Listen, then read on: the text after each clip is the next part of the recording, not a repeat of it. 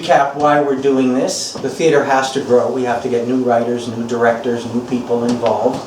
And one of the ways to do that is to encourage local writers within the community to put their ideas forward. So these are workshops where we literally read them to you. We don't act them out. We do a dramatic reading. We give you a scribbler, and if you feel like it, we ask for your comments. And we want honest comments. Over the top, melodramatic, too long, too short, didn't understand, this didn't work.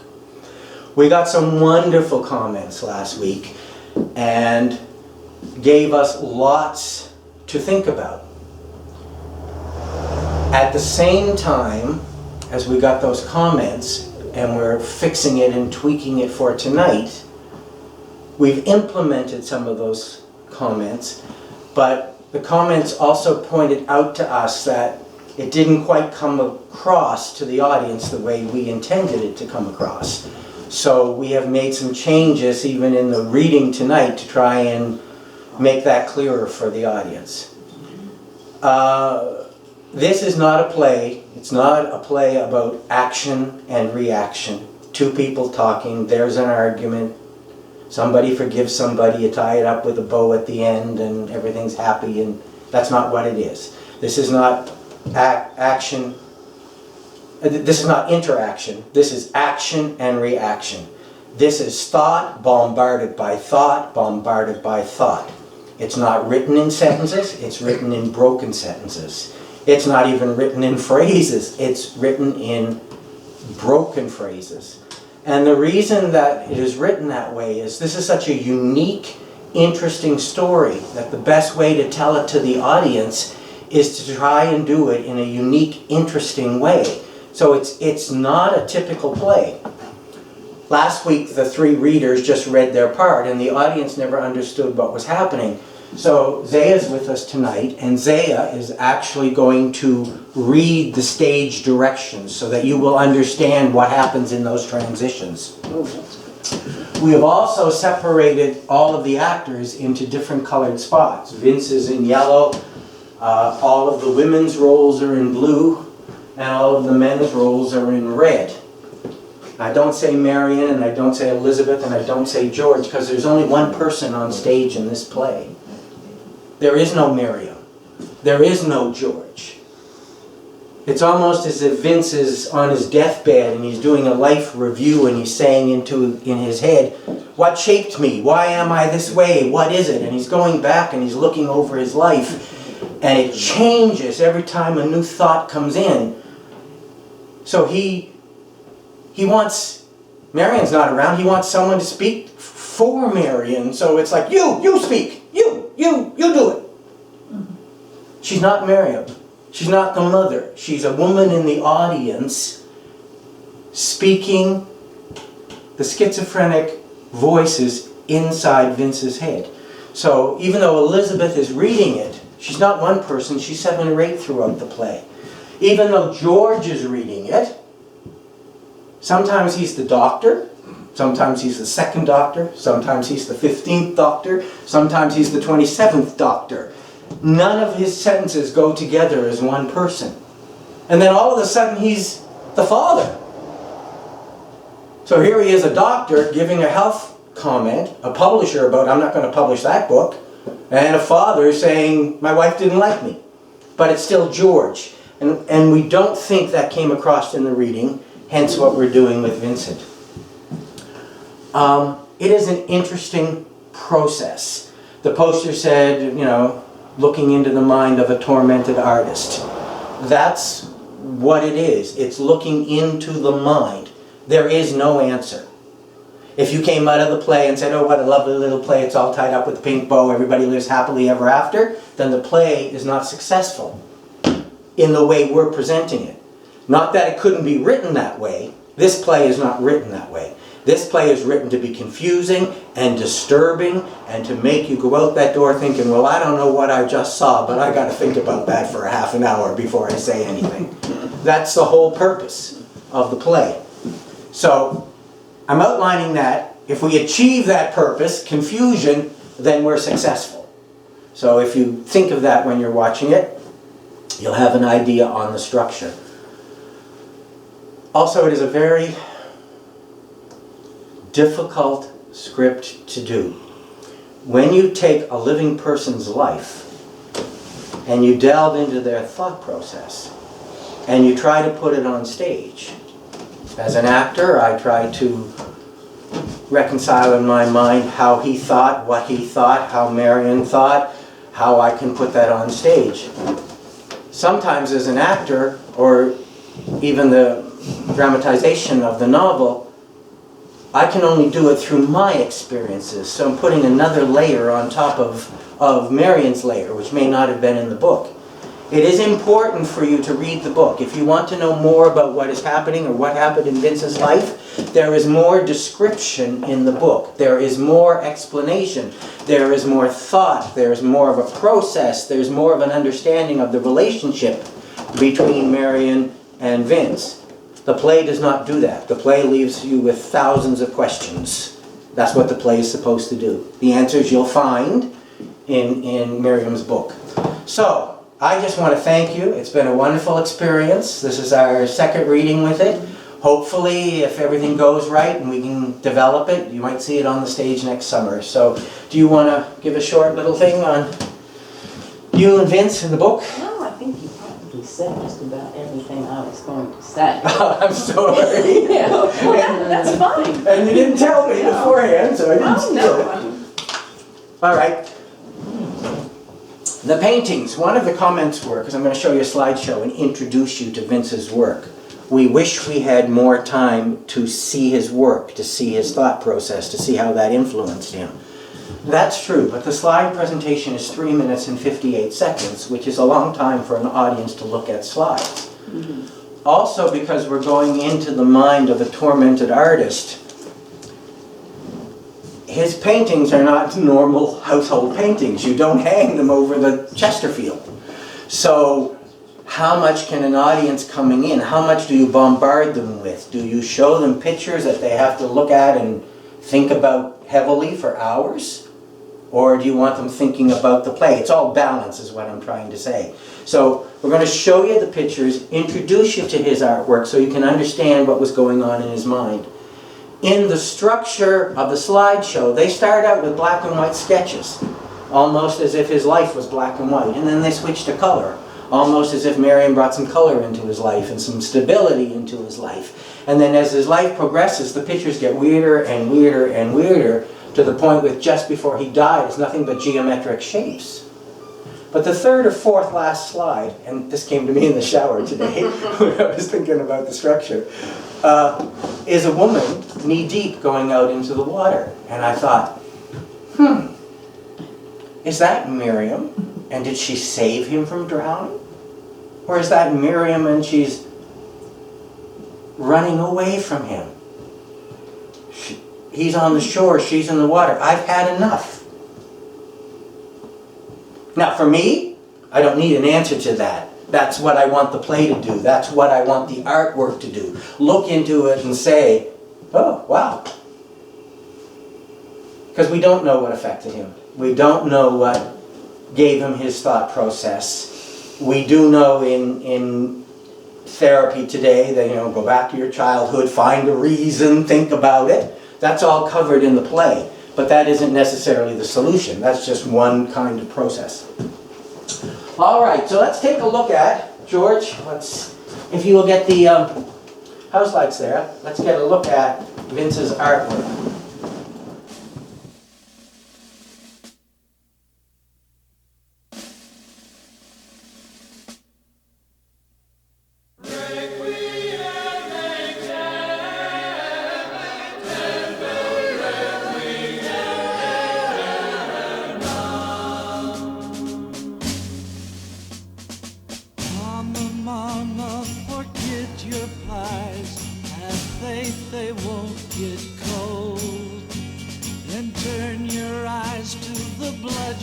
Sky, your flag is flying full at half-mast for the matadors who turned their backs to please the crowd, and all fell before the bull.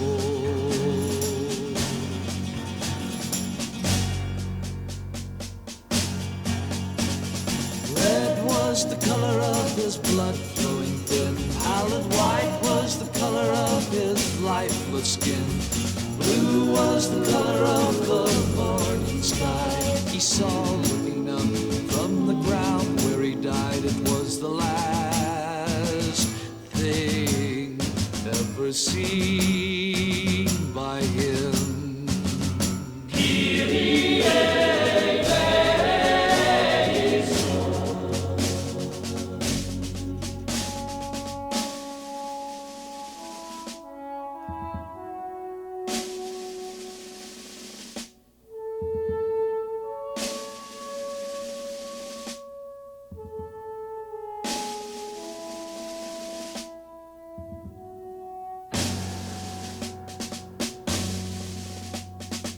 Mama, mama, forget your pies. Have faith they won't get cold. And turn your eyes to the bloodshot sky. Your flag is flying full. At half-mast for the matadors who turned their backs to please the crowd. And all fell before the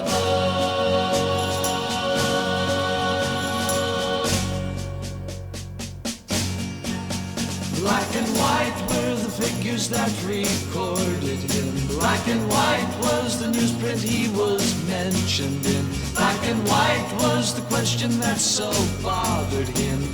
He never asked, he was taught not to ask what was on his lips as they buried him.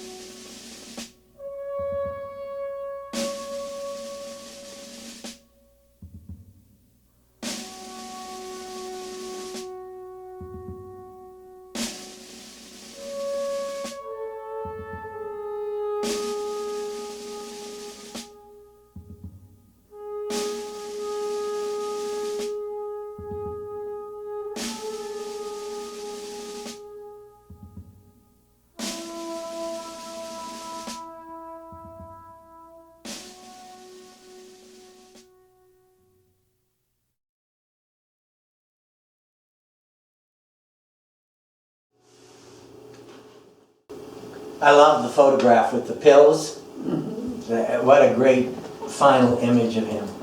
The song that was used there is Requiem for the Masses by the Association, and it was the flip side of Never My Love.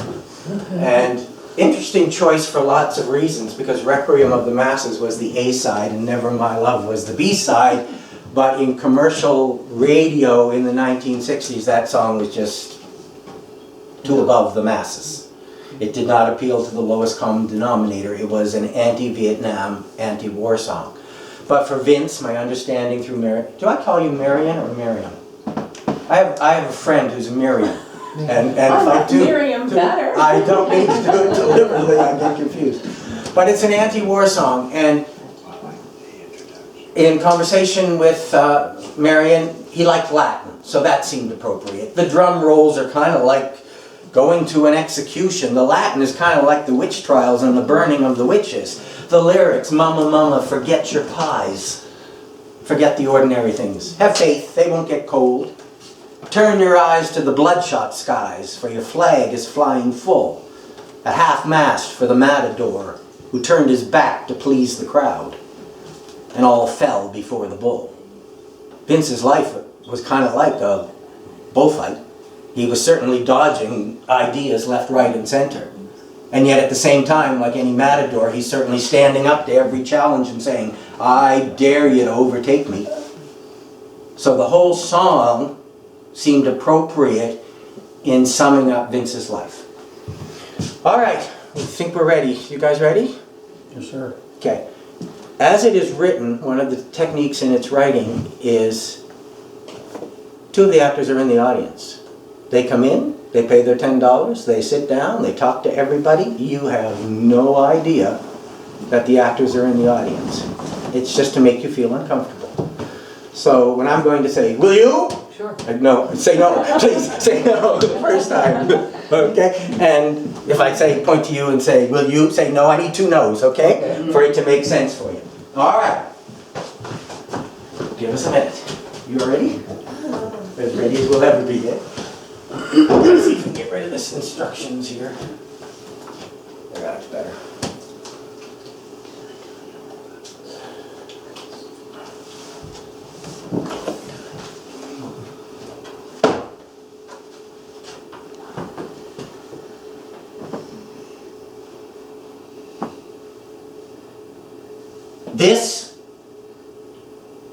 This is my life. I certainly don't expect you to understand it, and I certainly wouldn't want you to live it. But it's mine. Mine. All mine. Sometimes I'd consider trading it, or leaving it. Vince puts his head to the footboard of a metal bed, suggesting a guillotine. His face is turned down towards the floor. Oh, I've tried to leave it. Vince does a complete 180 with his body, turning his face up towards the ceiling. But I failed. Vince turns his body a complete 180 again, now face down towards the floor. He raises his right hand as if it were the blade of a guillotine. One guillotine chop! His hand falls. And plop. His hand becomes his head. The hand gesture suggests his decapitated head rolling into the basket at the foot of the bed. It would be over.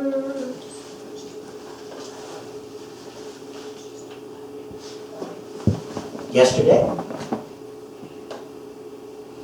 Yesterday is not the problem. Today is the problem. For you see, it's today that I must live through. I must live through life. Oxymoron, if ever there was one.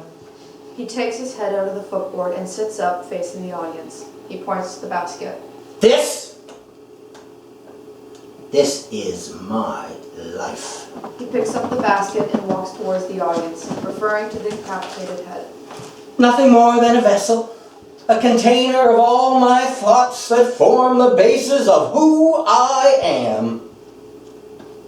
Or at least, who I will be remembered as. Directly to the audience, as if explaining the thought, or maybe apologizing. Wait! Now I know my head is not in that basket. Although it would give the term basket case literal meaning. Sometimes it does feel as if my head's been cut off. Sometimes my thoughts are. More often than not, as people around me lose their patience with me. I know my sentences are cut off. Usually by people who don't want to hear the rest of my thoughts, or by those who don't care about the rest of my thoughts, or dismiss my thoughts entirely. The worst? People who want to change my thought to fit their understanding or twist it into what they perceive it to be. But it's my thought. Cut off. A definite, direct question to the audience. Can't understand it? Another definite, direct question. Want to try? He approaches a woman in the audience, who unknown to the audience has been pre-placed. You? Oh God, no. You? No. You! You want to try?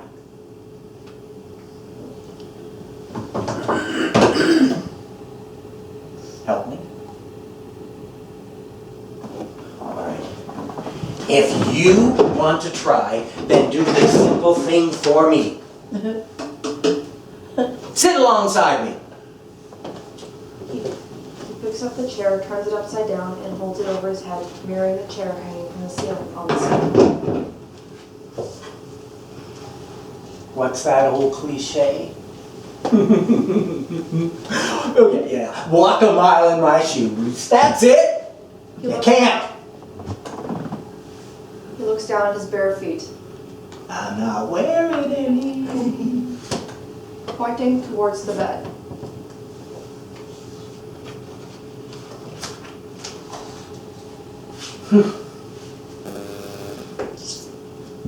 I was asleep. Comfortably. Before you entered my dreams. A definite, direct question to the audience. You don't understand, do you? He puts the chair down. That's because you are on the outside and because you are not wearing shoes. You're wearing rain boots. Rain boots to protect yourself from the inclement weather that exists within my thoughts. Definite, direct statement to the woman. You? No. You're not the first to try and help. I mean, there was a woman, younger, prettier. No, don't take offense, please. It's not you, it's my mind. I say what I think, I don't mean what I say, maybe I don't know. He goes over to the bed and falls onto it, facing the ceiling. Have you ever given yourself completely to another human being? He grabs the ends of the blanket and pulls them around himself, loosely at first. Completely? He wraps the ends around himself tighter. So completely that the interwrappings of body and mind begin to hurt? So completely that you can't tell coping from challenging, supportiveness from enabling, love from hate? By this time, he is on the floor in a fetal position with just his head protruding from the blanket. After a moment, and quite frantic. Woman, where do you float? Woman, where do you go? Woman, where have you already been? Inside the embryonic sac, he manages to do a complete 360 turn and emerges out the other side. He continues with an afterthought. Let us go to bed as friends and arise as lovers. Directly to the woman.